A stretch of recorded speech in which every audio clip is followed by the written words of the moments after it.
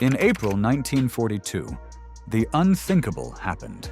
The United States, still staggering from Pearl Harbor, launched a surprise attack on the Japanese homeland itself.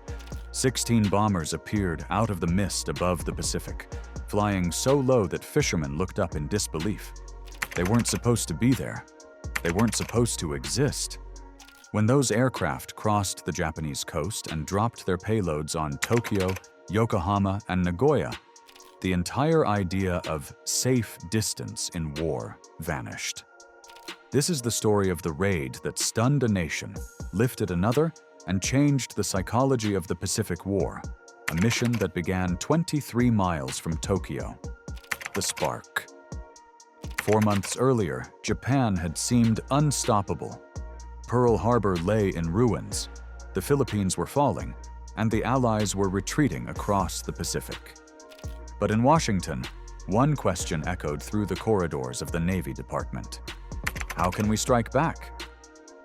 Admiral Ernest King wanted a response that was more than symbolic. President Franklin Roosevelt wanted a blow that would shake Japan's confidence. The problem was geography. No American base was close enough for bombers to reach Japan and return.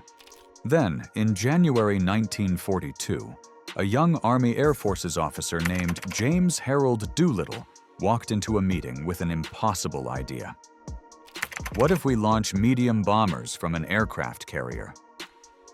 The plan that shouldn't work.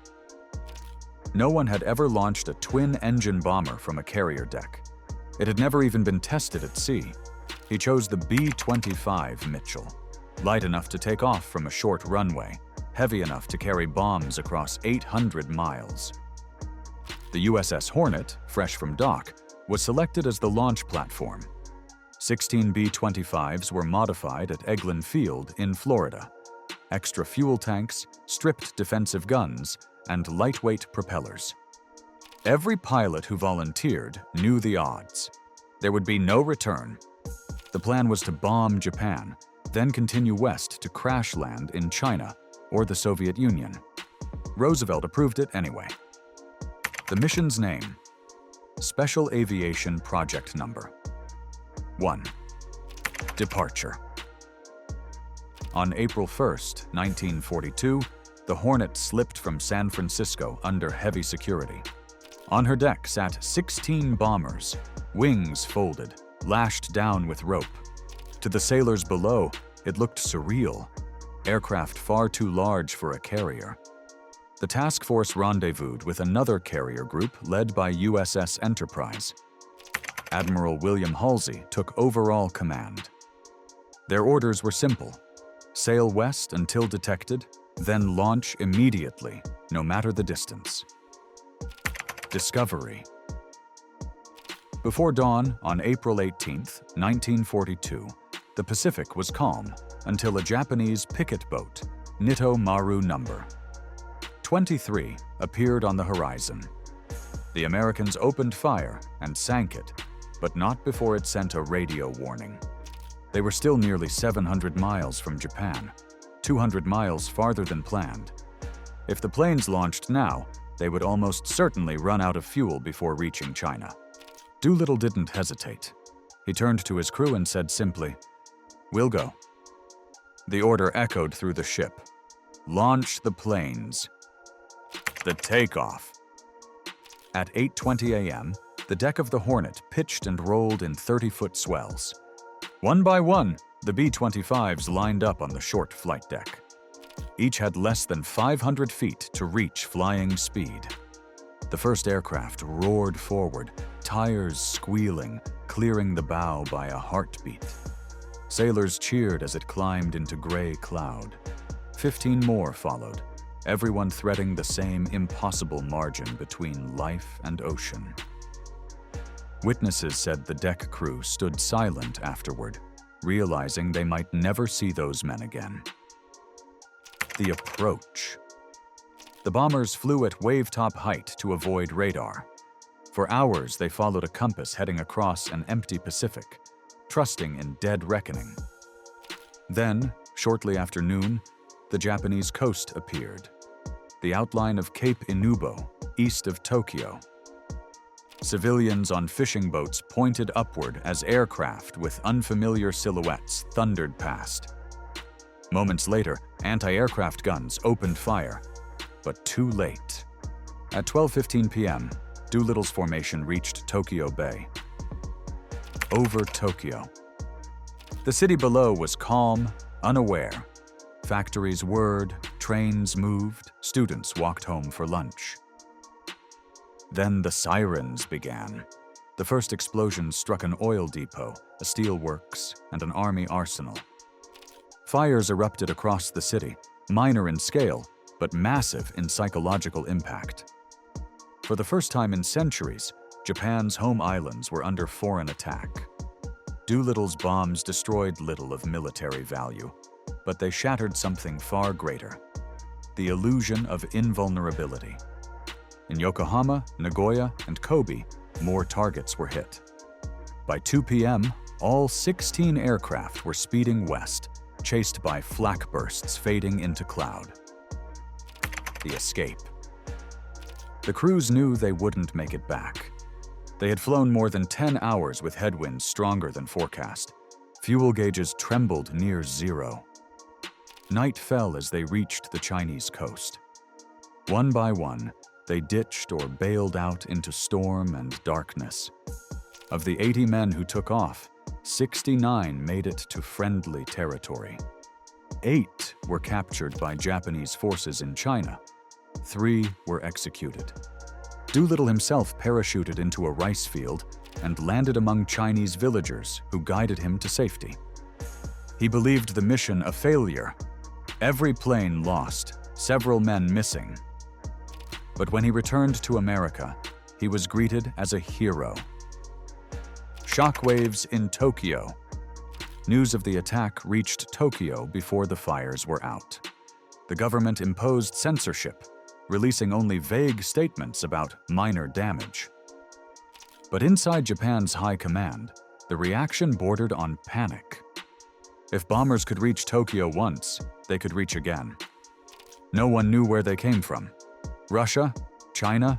Carriers? The fear drove a crucial decision: to expand Japan's defensive perimeter eastward. That meant striking at the one location where such a raid could have originated: Midway Atoll. The Doolittle Raid, small in scale, directly set the stage for Japan's defeat at Midway 2 months later.